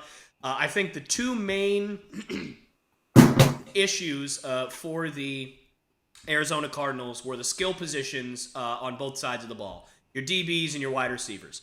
And so right now, obviously, you got Marvin Harrison Jr. in my mock, going at 4. So you got the best wide receiver in the draft. Go out and get a guy that is going to hopefully be a lockdown corner for you. I don't know if he will.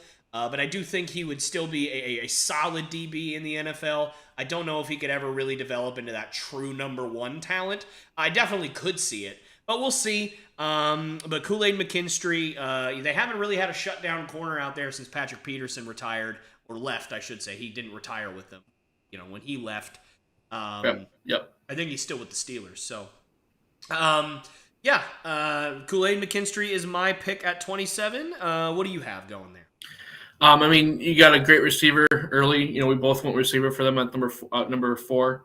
To me, you got to protect the quarterback so he can get the ball to that receiver. So I went another offensive tackle. There's a lot. As wide as deep as receiver is, I feel like the offensive linemen are just as deep, if not more so, in this draft this year. I should have counted how many tackles or linemen I put in for this mock, but I went Tyler Guyton. Just kind of more as he's kind of the next best, I think, as far as offensive linemen go. But Oklahoma, just going Guyton there, and again, got to protect that small little Kyler Murray so he can get that ball to mom. In my draft, Malik, or probably what will happen in Marvin Harrison. Sure. And I think you definitely have to go offensive tackle if it does end up Marvin Harrison, because Marvin Harrison is going to eat for him. So give him time to get the ball to him. Absolutely. Okay. Number 28, Buffalo Bills. So Buffalo Bills are an interesting team to me. They obviously got rid of Stephon Diggs just a few weeks ago. And I think their locker room is going to be better out for it. Didn't seem like he really jived with that team after the first year. I feel like they've been trying to get rid of him for a couple of years now. And I feel like a lot of sports media, and maybe this is just me, so let me know if you agree here or not, but I feel like the media was kind of a lot like, well, Josh Allen doesn't have anybody to throw to, doesn't have Stephon Diggs, and they gave up Gabe Davis. Do you kind of agree with the sentiment? Well, I wholeheartedly disagree with that.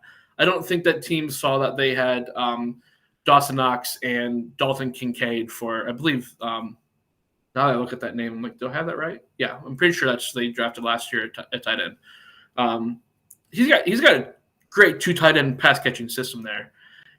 So I mean, I think he has weapons there. But why not add to him? I feel like Buffalo, that window's closing in the next 3-4 years in the AFC. I think they can stranglehold that division for a while longer, because Miami's always going to figure out a way to choke it away at the end of the season. I think Buffalo can hold that division for a little while longer.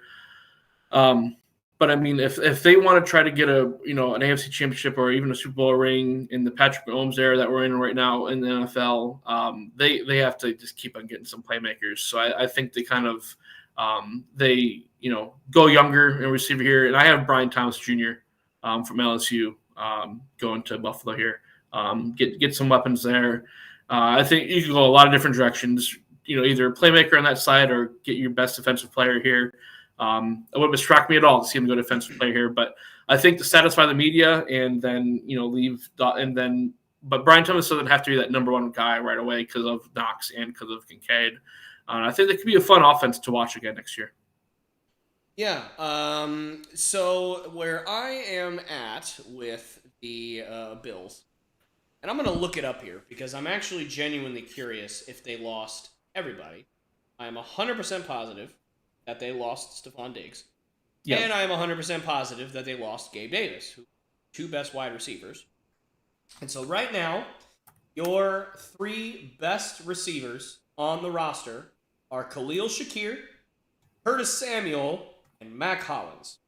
That is what we call not getting it done. I think for me, wide receiver is the clear way to go here. And on my board, there's plenty of wide receivers still left on the board. And this is a guy that, he didn't really test very well in the combine or at his pro day. He's dealing with, people are saying he maybe, he doesn't want it bad enough and he's lazy and all that stuff. I don't really buy into all that garbage. I am going with Adonai Mitchell, and it's clear that you didn't buy into that crap either because you had him going. He's already off your board. Adonai Mitchell is a freak athlete. He's a guy that if you can really develop him, he can be a true number 1 wide receiver within a year or 2. He's a guy that has shown a lot of flashes at Texas when he did play, but he dealt with injuries. And sometimes on tape, it does seem like he a little bit low effort and everything like that. But, those things can be fixed. That's not something that, is just like it sticks with the player forever. That's something that can be coached out of somebody. That's something that can be worked on. So Adonai Mitchell for me is the pick at 28. You could go Keon Coleman. You could go Lad McConkey. You could go a whole lot of different ways, wide receiver wise. You could go Xavier Legette if you want to. Whatever your choice is. For me personally, it is Adonai Mitchell out of Texas. So all right, number 29, the Detroit Lions. Obviously, they have one of the most complete rosters in the NFL. They just re-signed, as of time of recording, Amon-Ra St. Brown and Penei Sewell to $100+ million extensions. So they shore up two of their best weapons, obviously in the trenches and in their receiving core as well. And so, I think they're going in a great direction. Jared Goff has turned his entire career around. He's looked at as one of the top wide receivers, quarterbacks in the NFL. Excuse me.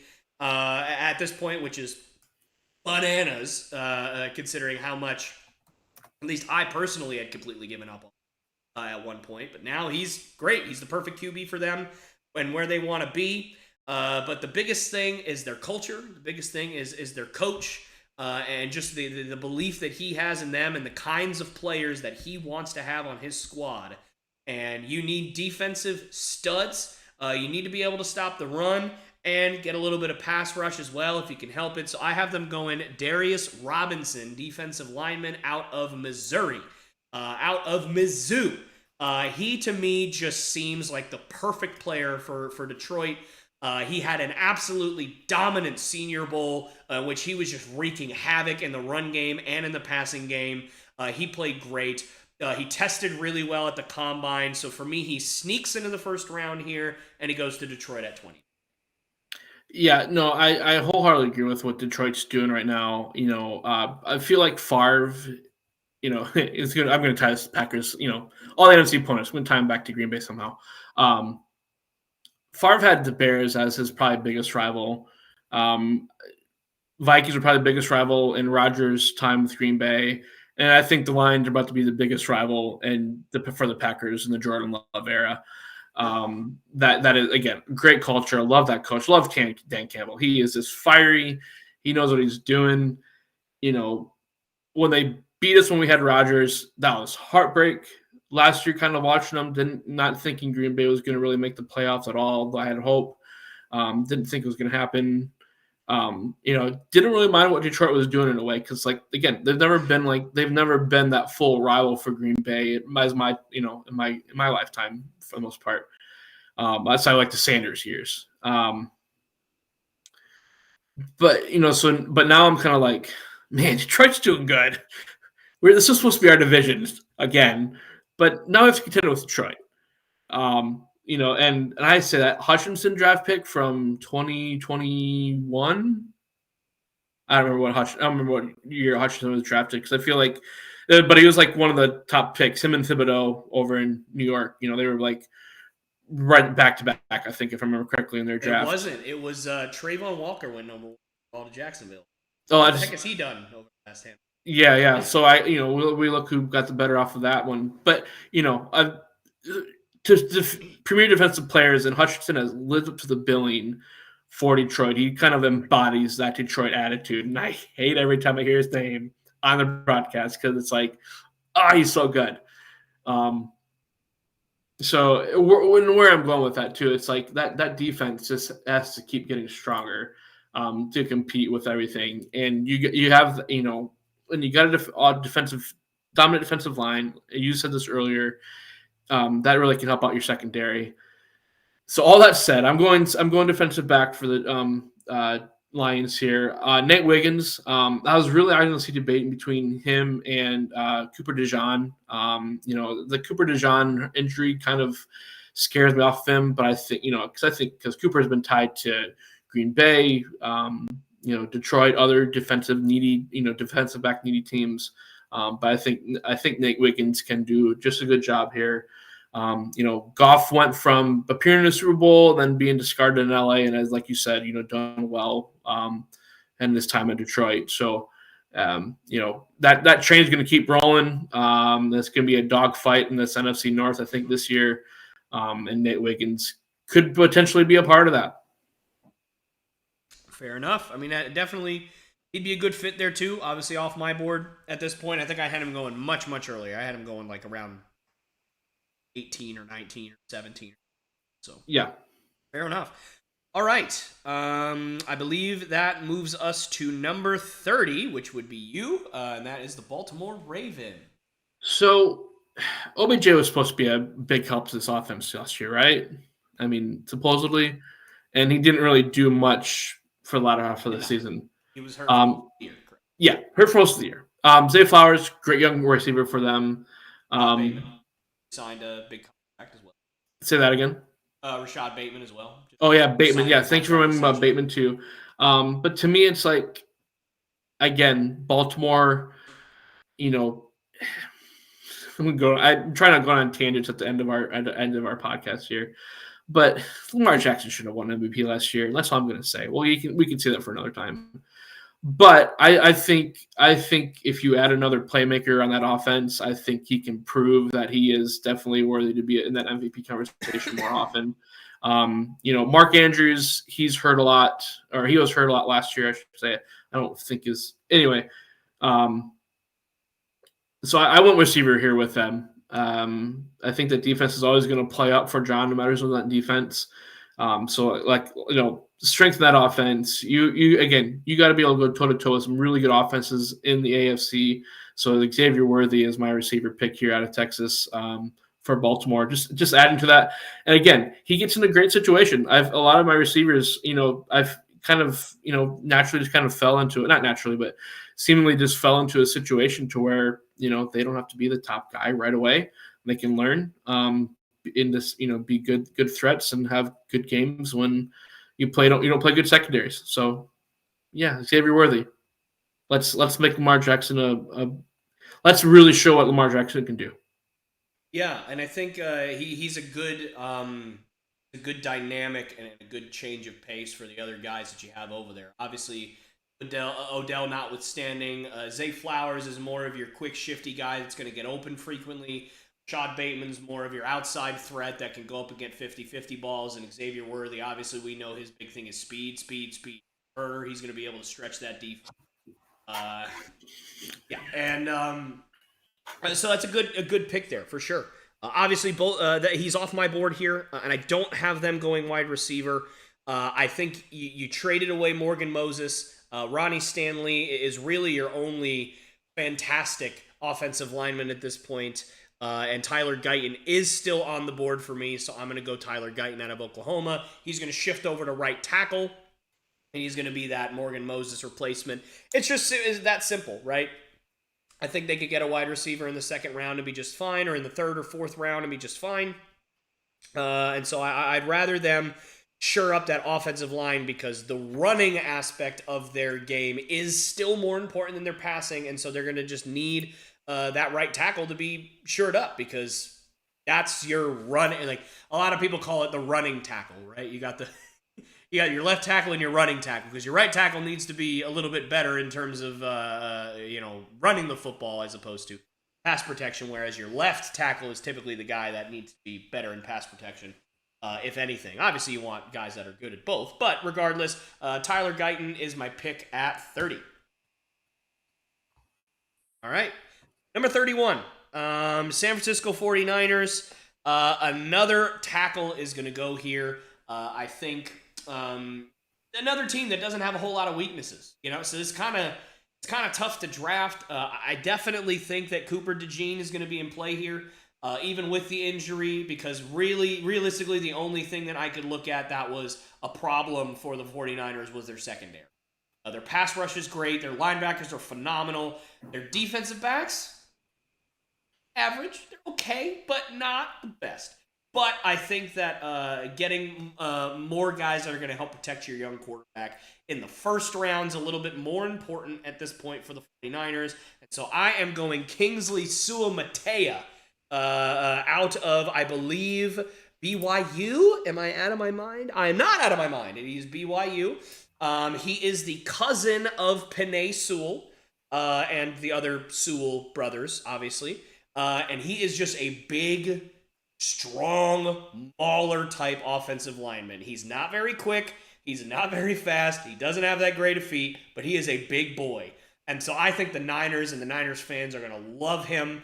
Just stick him over there at right tackle and let him just stick his hands out and just start blockading people.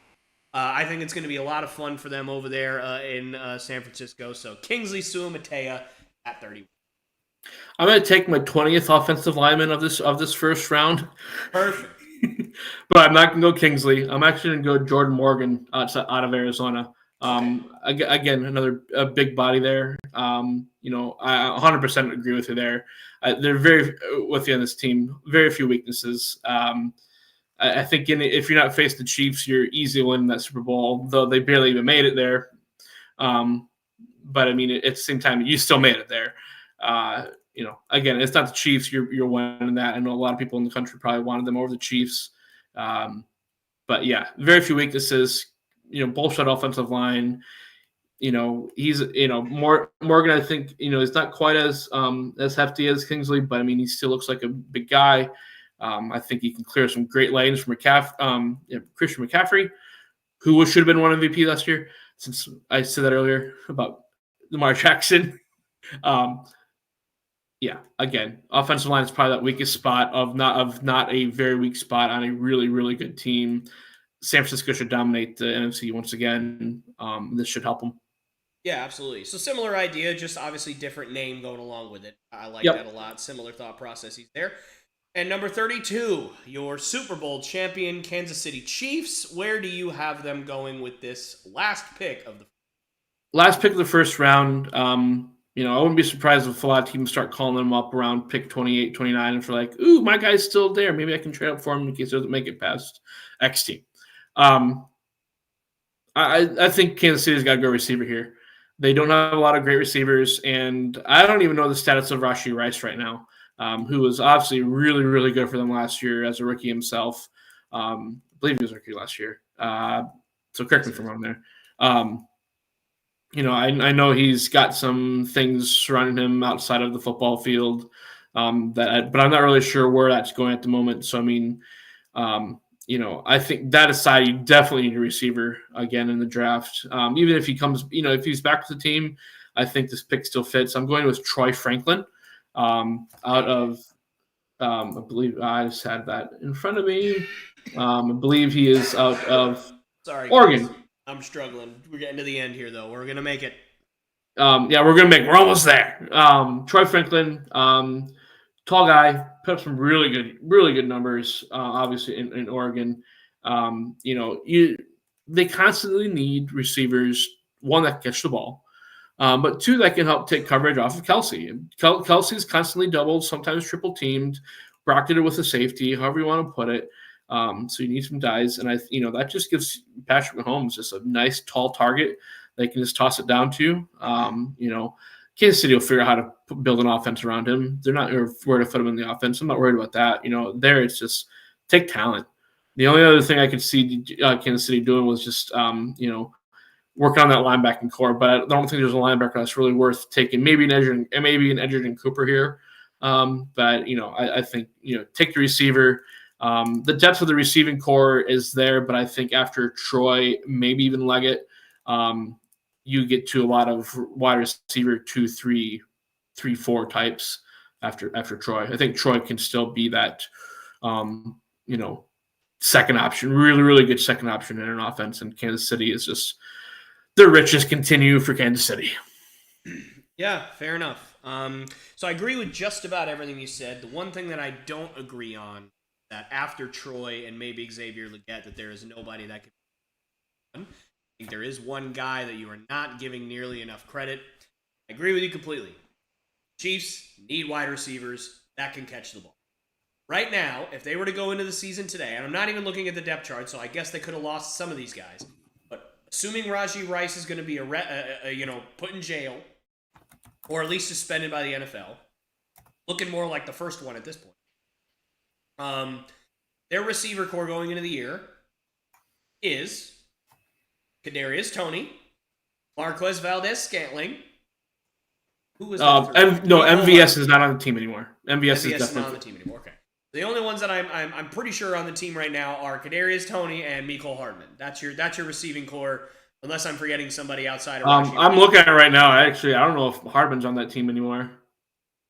So they only have. But they picked up Marquise Brown. I forgot they picked up Marquise Brown. Oh, that's right. I forgot they got Hollywood Brown. Right. But still, either way, point being, they need more. They need more weapons. And Hollywood Brown should help them out for sure. But there's a guy in this draft that I have watched a lot of college games, and he just has some of the most dependable hands that I've seen. I've seen the highlight tapes, man. I've seen the combine where he's running that drill, where he's sprinting across the field. He's catching balls on both sides. And this man has what has to be the whitest name in the history of planet Earth. Good old my boy, Ladd McConkey, out of Georgia. I did forget about Ladd. Yes, thank you. Ladd McConkey out of Georgia. I think he is a guy that if he gets drafted to the Kansas City Chiefs specifically, this is going to be your guy that's just going to get open over and over and over and over again. He's got a catch radius that just doesn't stop, and he's a guy that can be depended on. He's not going to drop 1 billion passes a year, or at least certainly I'd be shocked if he starts turning into Treylon Burks and just dropping everything. But I just don't see him being that guy. I think he is the perfect fit for Kansas City right now. Sure, if Xavier Worthy's still there, you could use another burner maybe. Sure, you can go Xavier Legette. Sure, you could go Troy Franklin, who I think is more of a jump ball receiver. I don't know if I would want that as, if I'm Patrick Mahomes. I want a guy, look, I need somebody that's just going to get freaking open and catch the ball. Ladd McConkey does 2 things. Gets open, catches the ball. Ladd McConkey. No, I just, again, like we were saying with San Francisco, not a lot of weaknesses on this team, and they're rich. Just get richer and add to that offense, And I mean, again, you add that, and you do, and Rashee Rice does come back to the team. Wow! But even if they don't, I mean, Tony, that's just it'll be a fun offense to watch. It will. All right, Dan, we did it. We made it. We did it. A lot longer than what we anticipated, considering it was, we botched the whole first hour of this thing with all the audio issues, but luckily we're good now. Thank you so much for doing this, man. It was a lot of fun. Oh, I appreciate you doing it too, man. You're the one who's sick over there, so I really appreciate yourself, man. I'm starting to wear down. You can probably see it in my eyes, but I made it through. We're powering through. I'm gonna go more in the loss of my Boston Celtics real quick. How bad? Yeah. They lost by double digits at home. The Heat shot 60% from 3. So they made 23 threes. It was the most in franchise history by 3 threes in a playoff game. Yikes. They just couldn't miss tonight. It is what it is. It doesn't seem like the Celtics played poorly. It just seems like they just wouldn't miss a shot. It is what it is. No. But anyway, that's going to do it for the NFL mock draft. Obviously, not super duper realistic because there's no trades, but what do you guys think? What was your favorite pick from either one of us? What was your least favorite pick? Let me know all that stuff down in the comment section below. But that's going to do it. Thank you all so very much for sticking it out with us and watching, and we will see you all